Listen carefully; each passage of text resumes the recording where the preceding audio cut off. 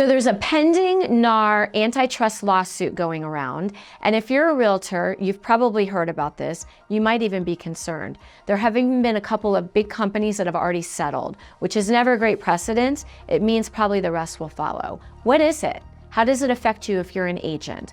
Well, this lawsuit is basically stating that sellers were duped and did not understand when they paid, let's say it was 6% or 5% or whatever they agreed to as a listing percentage, that a portion of that money would go to pay the buyer's agent.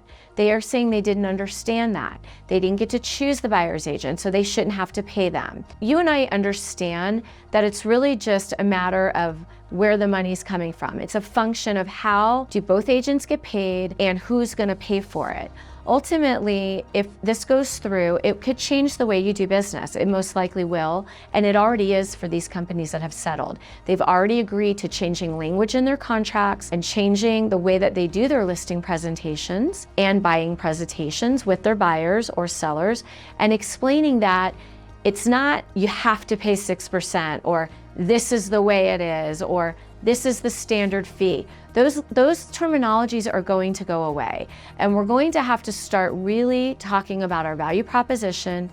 What are the costs? Costs can be negotiable, and how does the buyer and the seller pay for these things? Now, we all know if the seller does not do the higher percentage, now we would say, well, you may get less buyer's agents looking at your home because we won't be able to state how much we'll pay them in the MLS, but that will have to go away. So lots to talk about this, more to come. Mainly what I want to explain is back in the 80s, in the olden days, this is how real estate was always done. And we're just gonna be going back to something that was familiar back then.